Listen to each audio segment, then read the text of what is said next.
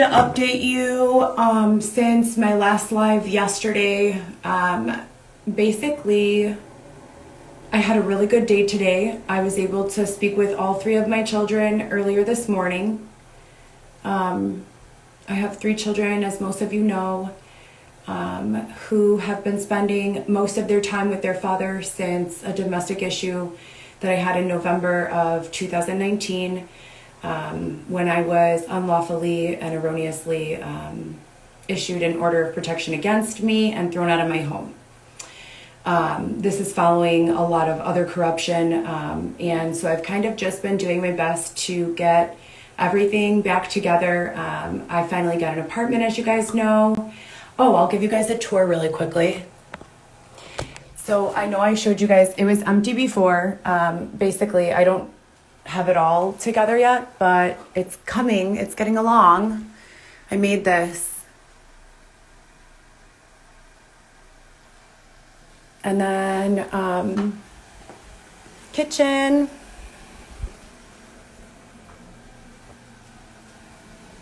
I got my own security camera to make sure that, you know, when I'm not home, there's nothing going on or being taken from the house, because there were a few issues in the first few days. But I've had the locks changed and installed this latch style lock. So I'm hoping that that's not an issue. Last night, I don't think there were any issues. And then this is the living room. This is my little setup. I was thinking when I do, like, when I start recording content again, you know, talking about different various subjects and or like showing crafts or DIYs, I felt like that was a good kind of little backdrop to have in the background. I got this little table here at Five Below for $10. The Joe Malone is a classic. It's almost empty. I am trying not to burn the candle because I don't want it to die out. It's so good. It is a little more on the pricier side though. This lamp, this 3-foot paper lamp, I got for also $5 at Five Below, 5 or 10. That's obviously, you guys know, a ring stand for my phone for shooting content. Sometimes at night I turn off the lights and just leave that light on. And this one, I also got this paper lantern ball at Five Below for $5. And this lamp for Five Below, at Five Below. So I kind of just, and there's my mobile hotspot. I also got a yoga mat and this Pilates kit, which I'm super excited about. I've never done Pilates before. I love yoga and I've been doing yoga for many years, but Pilates is always something that I've wanted to try since one of my previous relationships' mothers was super involved in it and seemed to absolutely love it.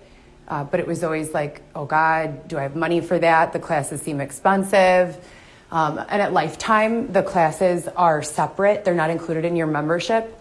So it was like one of those situations where I saw it and I'm like, okay, this $5, I could totally do this. So I'm super excited to try that tomorrow. Maybe I'll go live and embarrass myself. No, I won't embarrass myself. I think it's going to be really good for me. It seems to be like a resistance band on some loops with a bar so that all of your movements are slow and controlled and give a little bit of resistance to build muscle and tone up. And then I know I showed you guys this before. This is another little table. I'm using it as like a sort of console table little decoration. I think it's called Modern End Table or something like that at Five Below. And it was also $5 or $10. And I made this little art project. So I got a couple more canvases today at Five Below. I got this. So a friend of mine gave me this child's table. And I was like, what am I going to do with this when the kids are not here to, you know, color on it or play with it? So I set it up right here with a mirror. And I got this little fuzzy ottoman footstool from Five Below, also for $5.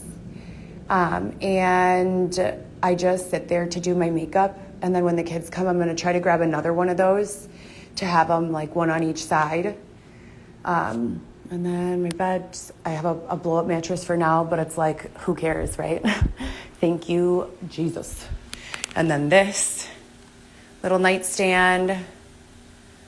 Oh, this is my fortune fortune. I pulled this fortune yesterday. I closed myself off to the universe, to the universal connection of everyone. And I do this by imagining a white light of safety. It's called the white light orb practice. I'll post it up. I know I've talked about it before. A friend of mine gave it to me, and it just really helps when you want to center your energy and stay grounded in your own energy and not let like the stuff going on around you weigh you down. So I really focused and I pulled these cards, and I felt like it was a really hopeful and amazing read for the future. You guys know I'm super into that. My kids. Then, my drawing book. Maybe I'll draw tonight.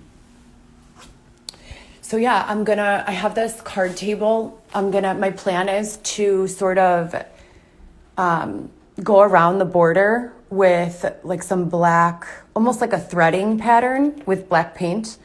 I might do that tonight or tomorrow. And then eventually recover the chairs and spray paint the metal parts gold, and cover the chairs probably with like a textured fabric that's like probably black, gold, gray, maybe red, who knows? I haven't really thought that out yet. Or maybe I'll do each of the chairs different styles.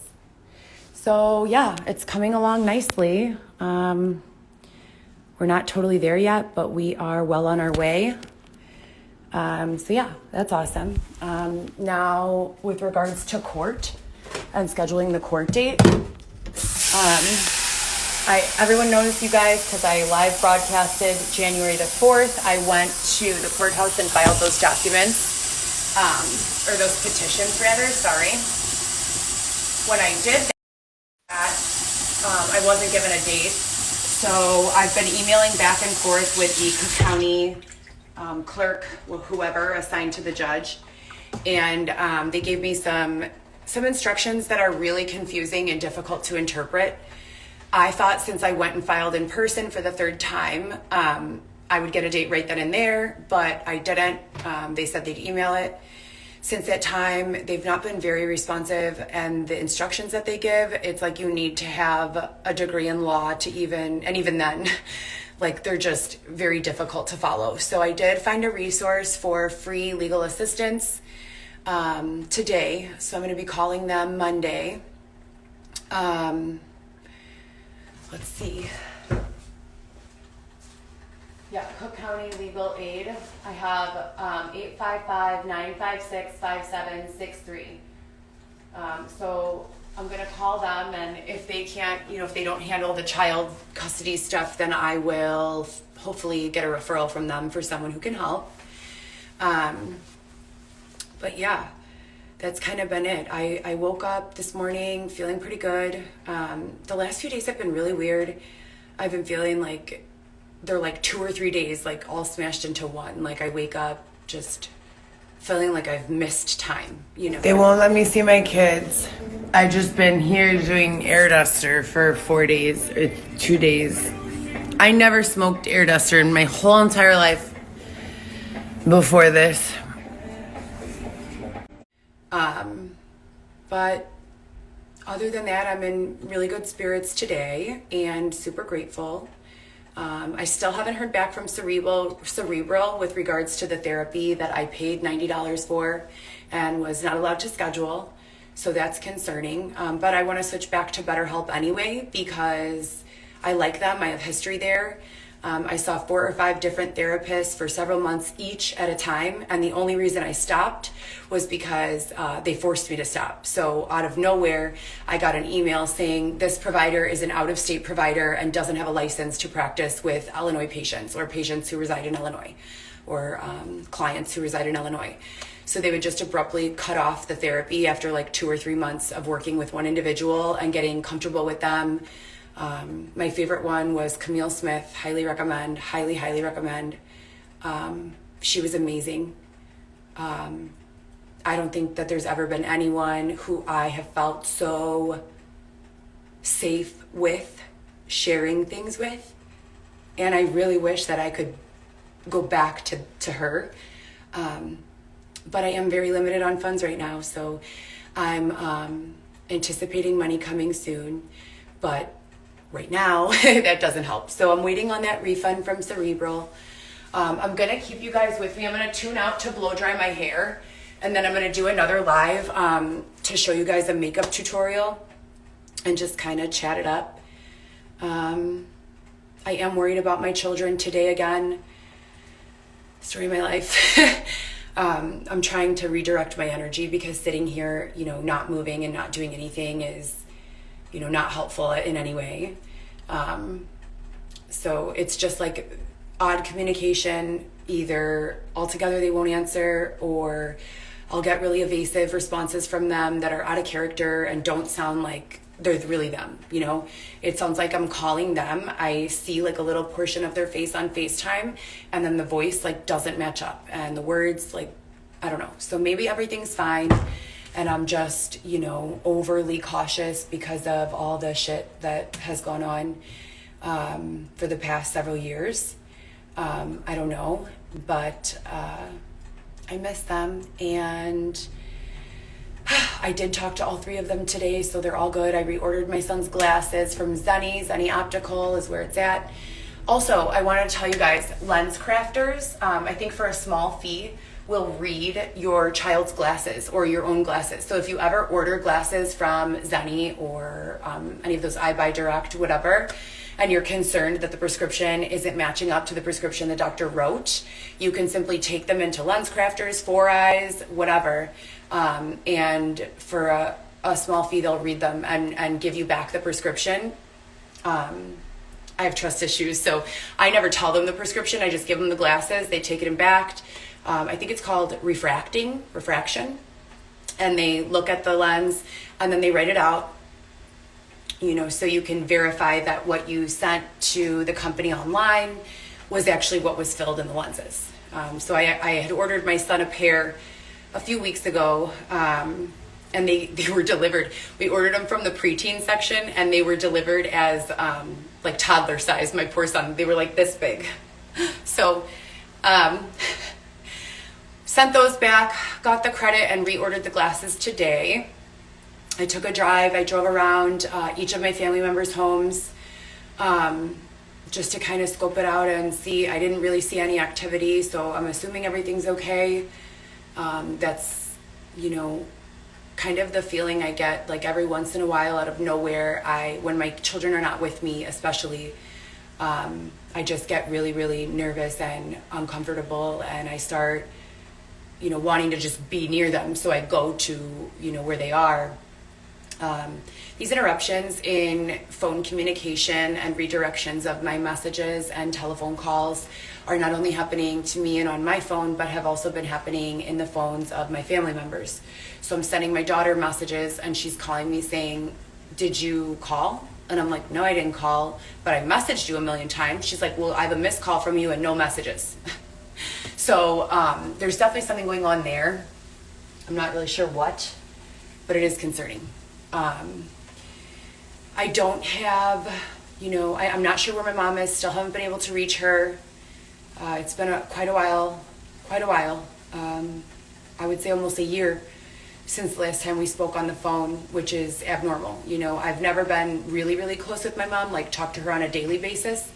I've been independent and kind of out of the home since I was a younger girl. But we always keep communication. There's never been a point in time where a whole year goes by and we don't speak. They did see the kids on a few weeks ago, the kids said. So I kind of don't panic too much when I hear that at least someone has seen them and they're okay. But that's about it. It's been a good day. And yeah, they started to roll out the same kill plan that they used when Dylan came home from prison. But I identified it and documented it, so that's been deterred, thank God. I wrote a blog post about the way I felt when the police responded. I know a lot of you have been following my story and can probably relate to feeling like you don't, receive the communication that you would like in different, various situations, not just with police, but just in life in general. So I woke up, the locks were open, and I got scared. And I called the police and I said, hey, I'm in a new apartment. I was sleeping. I woke up and all 3 of my locks were open. And they came and I met them downstairs in the lobby and they said, maybe you should schedule a doctor's appointment. And that really hurt, I see a doctor monthly. I am stable and of sound mind. I've never been diagnosed with any sort of mental health issues besides the PTSD and everyday anxiety. So it was like, where are you getting this? Hi guys, how's it going? I have to record. I'm Heather. Nice to meet you. Heather, nice meeting you. So I was sleeping. I had a friend of mine install one of those locks where you open the door and the lock catches it, in addition to the deadbolt and the regular lock on the handle that's already up there. And I woke up, the lock is not working, and the other 2 locks were just undone, like if they were never locked, but they were locked. So I don't know what to do. This has been an ongoing situation for several years. I've attempted to call the FBI. I have hours of video. I've been attempting to call the local jurisdiction police in every jurisdiction. I really don't know what to do. I feel like I'm being gang stalked or followed or something. And it goes away for like 8 weeks, 12 weeks of quiet and nobody bothers me. And then all of a sudden I wake up and there's some sort of issue again. I have video and photos as well of the room exactly as I've left it, and then coming back into the room and finding numerous items either missing completely or completely out of place and put somewhere else. Do you have any recordings of anybody? Yeah, lots of them. Anybody going into your home? No. No? No. Okay. Because if anyone is going into your home, you said you have recordings, but we don't know who's going into I don't have recordings of anyone going into my home. I said I have recordings of being stalked, followed, chased, harassed for the past several years. Okay. Hundreds of them. Where was that at? All around. Literally the entire country. Everywhere from Florida to Georgia to Virginia to Alabama to Chicago. As this has been ongoing for multiple years. Literally, they've been chasing me around the country. Do you know who that may be? No, I don't. No. Okay. I try to go get my children, and it's like they leave me alone as long as I'm like outside or like doing poorly in life. But as soon as I find a new job or I get closer to getting my kids back, they come back again, and I don't know who it is. It wouldn't be so bad if it was someone who I felt was trying to help me or whatever. I don't know who it is. They don't identify themselves, and it's terrifying. It's absolutely terrifying. I don't know. So. Have you ever talked to anybody about it, like a doctor? Yeah, I don't need to talk to a doctor for being gang stalked and raped and robbed.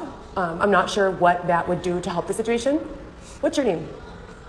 Well, we're trying to give you some options because you don't have any evidence of anything actually happening to you. So I just told you. I don't know what we can do. Okay, I have my door upstairs with all the doors open. So you're saying I need a doctor, is your advice? I'm just trying to give you some options. I'm reporting to you that someone has broken the locks on my door, and your advice is I should call a doctor. Well, you think people are stalking you all over the country. Don't you think that seems so odd?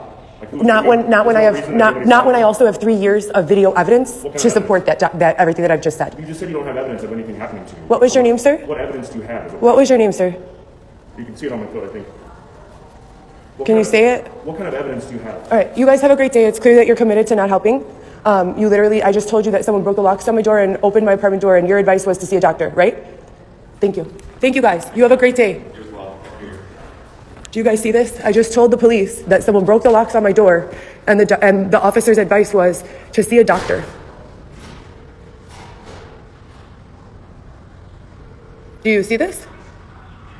You guys see this, right?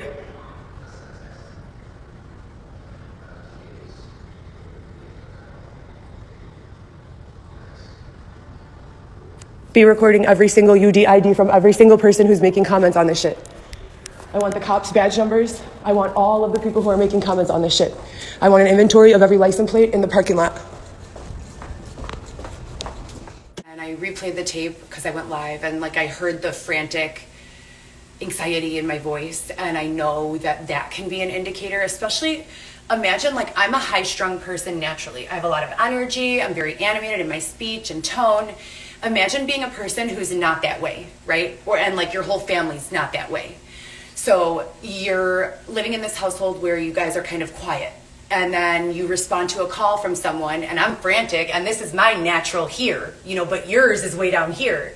So when my energy meets my fear, I can come across as like a lot, you know, and I get that and I acknowledge that, but I still don't think that it was an appropriate response. So I wrote in my blog post about how I felt by the response I got and what I could have recommended or what would have made me feel better next time, or if for anyone else or just in general. And I think the line I wrote in my blog post, mercifulstorm.com, it's up, you guys can go check it out. But I think the line I used was something like, if a police officer or anyone for that matter sees someone and thinks that they're having a mental health emergency, maybe something as simple as, hey, is the stress from this situation causing you, you know, to need mental health intervention? And then allowing the other person to communicate back their needs. I think a lot of times, and this is not specific to just police, just in general in life, we assume other people's feelings without having adequate communication to really make a determination as to how they're feeling. So it's like so much stuff, but I just wanted to update you really quickly. I just got out of the shower. It's so weird, I know. I just felt the need to like go on really quick. I was gonna do a transformation with my hair and makeup, but I'm halfway already blow dried. So I'm gonna finish blow drying, throw on a robe, and then I'll be back with you guys in like 20 minutes or so, and we'll do a makeup tutorial. Okay, see you guys soon.